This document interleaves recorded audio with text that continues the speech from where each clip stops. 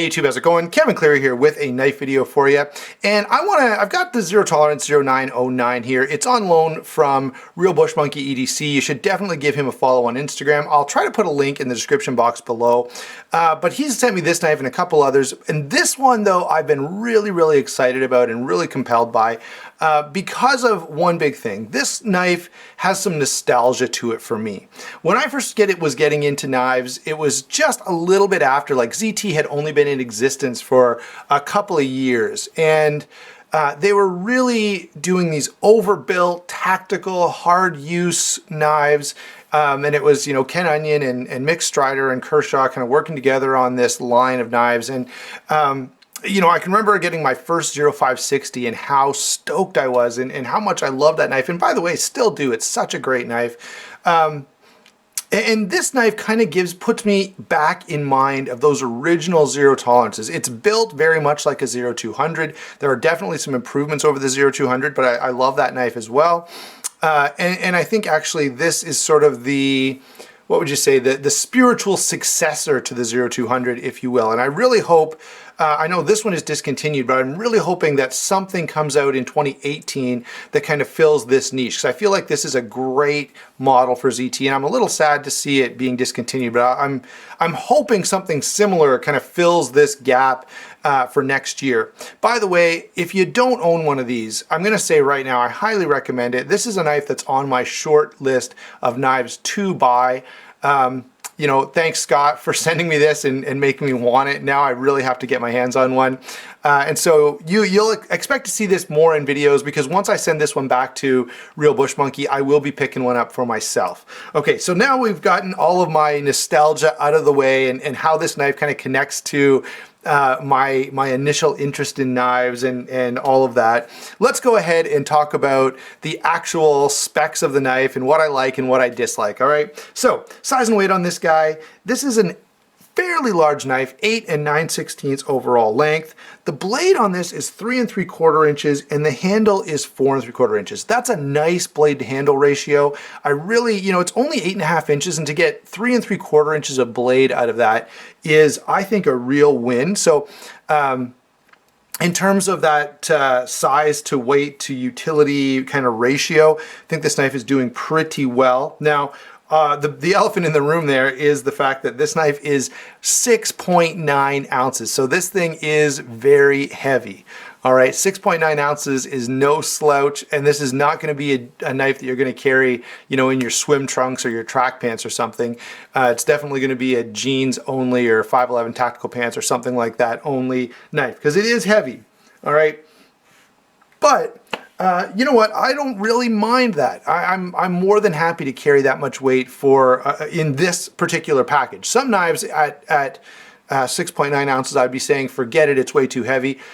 This knife, no, I think the weight fits the overall theme and the construction of the knife perfectly. There is, if you take a look in here, no milling, and so yeah, we could have probably shaved that off to maybe 6.5 ounces or something, which would have been appreciated, but maybe they tried that and the balance was off or something, so we ended up with this totally non-milled out knife. But I will say this, I really, although I will admit right away that this is a heavy knife, I've carried it quite a bit because I absolutely love it, and it's going to be painful to send this one back, but in that time carrying it, I have not minded the weight even a little. All right, no problem for me whatsoever. Now I know some of you will be like, Kevin, you're nuts. I would never carry a nearly 7-ounce knife. But remember, I do own and carry this knife. So compared to this, 7 ounces is not that bad. All right, so let's go ahead now. We've gotten past the size and weight and start talking about some of the things I like about this knife, beginning with the blade. We have here S35 VN with a stonewash finish, sort of a drop point. You can sort of see the drop there, but you could almost call this a clip point as well. Normally the clip would be out here, but it's sort of in the middle between those two, but I'm going to call it a drop point. nice and thin behind the edge. And here's one of the things that this knife has done really well. It's absolutely a strong, heavy duty, hard use type of theme on this knife. The blade stock is pretty thick at 156 thousandths, but it gets down to 25 thousandths behind the edge with this flat grind. And that's actually pretty good. This will cut food. It will, do those slicing tasks really well, which I've got to say I really appreciate in a very hard use knife. And I've talked about this before, knives like say my Curtis F3 or even the Formax that I just showed you. One of the things I really appreciate about those knives is they actually cut really, really well. And they prove a point that I've often tried to make that, I like hard use knives. I absolutely do. I like big, thick blades, but it is possible to make a thick, overbuilt knife with a blade that still cuts well, and ZT has really done that. We've got a stonewash finish. Not a huge fan of stonewash finishes, but on this knife, I think it's appropriate. Fairly high flat grind, and that's what makes this knife perform, is you've got a bit of width here, which gives them enough room that this taper can be fairly gentle, all right? You may recall a few days ago, I reviewed the WE 702, and it had the similar blade stock. Maybe the blade stock on that knife was even thicker than this. But it didn't cut as well because this distance here was like way down to this. So the fact that you've got a bit of a wide blade here gives you room to taper it up. And so this blade cuts really, really well. And it's got a bit of a traditional flair to it. Now this of course is based on the Les George Talos, and I have had the Talos Mid-Tech if you want to go back and watch my review of that. Really nice Mid-Tech, a little bit plain. This one too is a little bit plain. And of course, the price point on this guy is going to be considerably less than even the Mid-Tech and much less than the custom. All right, so the blade, I think, is a big win. S35VN, great steel. And right now, these guys are going for like 120 to 140. I guess maybe 125 to 150, let's call it that. And for that price point, S35VN is a pretty nice thing to be getting. That's the blade. Total win on the blade with one minor exception, and we'll talk about that because it's more of an ergonomic issue. We'll talk about it when we get to handle and ergonomics. Moving on to lockup and deployment. We have here, of course, as you can see, a liner lock construction, bearing pivot, and that's the one thing, and it's a flipper, okay? There's nothing here, so this is pretty much exclusively a flipper. The one complaint I do have about this is the bearing pivot. It's not the end of the world, but for a hard use knife, for a knife that, is just ready for anything, which this knife certainly, sort of markets itself as and has that feel to it for sure. And in fact, in performance, I think it's absolutely legitimate. It's nice to see washers in here because they're just a little more reliable. Bearings, you do have the potential to get dirt and grime and crap in there. And so that's not stellar. However, with those bearings, you do get a really, really nice action on this guy. And so I've got to give some credit on that particular front. The action is very nice. The detent is pretty firm, but it's not so firm that it's uncomfortable. So they've really got the action on this knife dialed in. And then we've got a nice thick liner here. They've done a bit of it, instead of a relief cut, they've cut out this oval here, and that does make it a little bit softer on the on the lock bar. I'd be even happy if they didn't do that. I like to see a full lock bar here, since this is what I'm depending on to keep the knife open if it really comes down to it. Hopefully, by the way, if it's a folding knife, you should always be using it as a folding knife and never depending on that lock for anything, okay? But I do like to see a strong lock, and that little cutout is going to weaken it a little, but not the end of the world. So yeah, lockup and deployment, very good. The action is nice. The bearings do make it nice.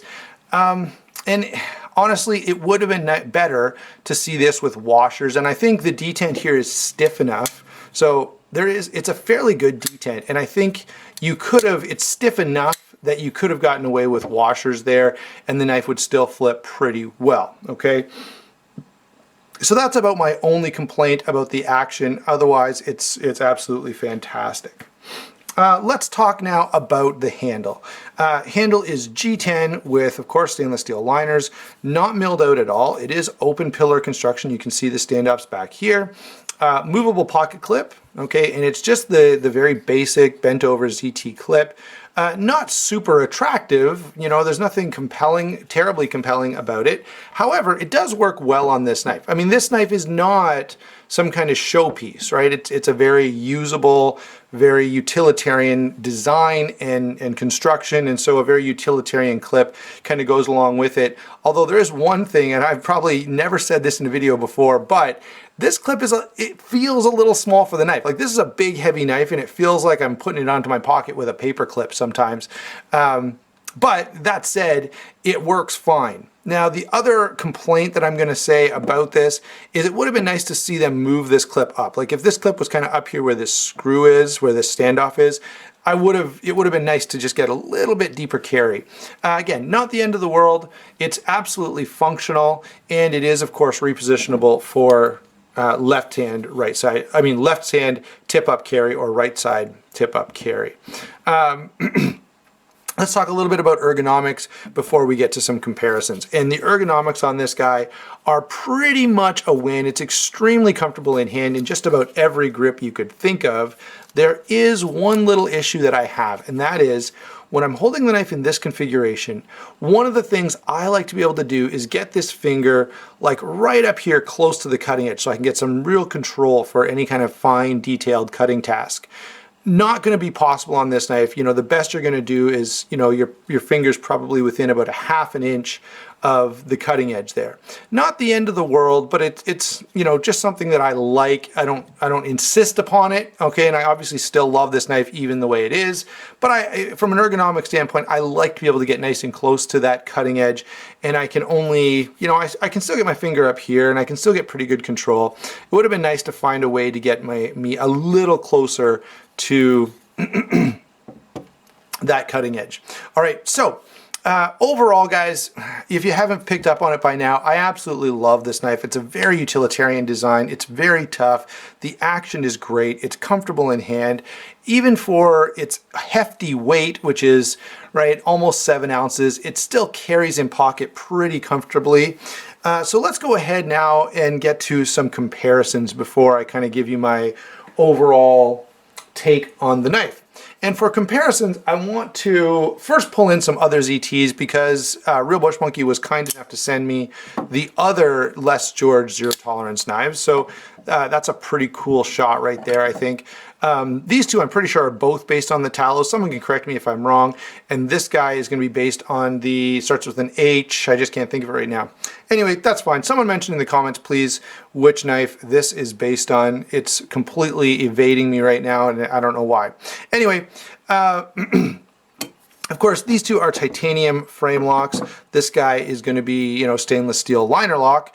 But they're all from the same designer, so I wanted to kind of throw them in here.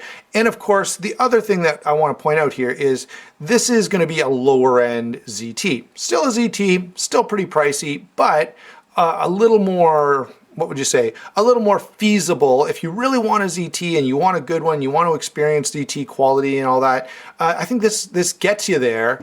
Without spending the money, you know, for about half the price, maybe a little more than half the price of something like this, and maybe 2/3 of the price of something like this. All right, so from that perspective, it's a pretty nice ZT. The most comparable of ZT's from ZT's other models would be the 0200, which is also a liner lock flipper, not on bearings and not nearly as nice in action. I still think this 200 is a nice knife, but the action is definitely improved on this guy. What else have we got here? Okay, so hard use knife, you gotta bring in some cold steel. So here is the Recon 1, which in terms of purpose, okay, if what you're looking for is a very utilitarian blade and it doesn't have to be a zero tolerance, the Recon 1 is hard to beat, guys. If you want like hard use, heavy duty, you know, reliable, ready for anything knife, this is absolutely going to hang with this in terms of performance. The blade steel, of course, is thinner, and this is going to be thicker. CTS XHP and S35VN, kind of a toss-up between those two. I probably slightly prefer CTS XHP. Since we're talking about big, heavy knives, I rarely get a chance to put this guy on camera, so let's bring out the Formax. Of course, this puts you into quite a different price point, but you know, another great knife. And, you know, if you like big, heavy knives, you know, you're going to love something like this, or even the SR1 from Cold Steel that's out this year. All right, let's pull the Formax out of the way. I will say the comparison between these two is because both of these blades are extremely well designed. Okay, these are absolutely hard use, ready for anything type of knives. Often when a company tries to do that, they end up giving you a blade that won't cut anything. It's just a sharpened pry bar, and sometimes a badly sharpened pry bar. But both of these blades will absolutely cut, and cut well. Let's see, what else have we got? Oh, should have brought this one in first, but there is the Paramilitary 2. Just more for a size comparison, and of course this is a G10 liner-ish lock. I know the compression lock is not a liner lock. Here's another G10 liner lock, similar in size, a little bit lighter, but of course totally different price point, even though you're getting similar construction, and you know the 14C28N steel is not going to perform as well. The action on this guy is similar. The detent is a little stiffer on the ZT, which I do prefer, but I thought I'd throw the rake in there anyway. What else have I got? Oh, here you go.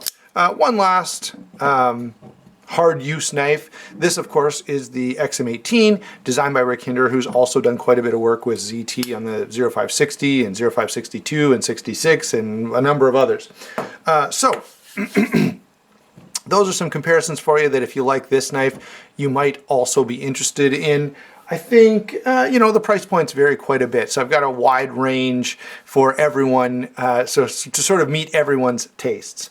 Overall, guys, I'm really sorry that ZT has discontinued this knife, because I think it's a great, great model.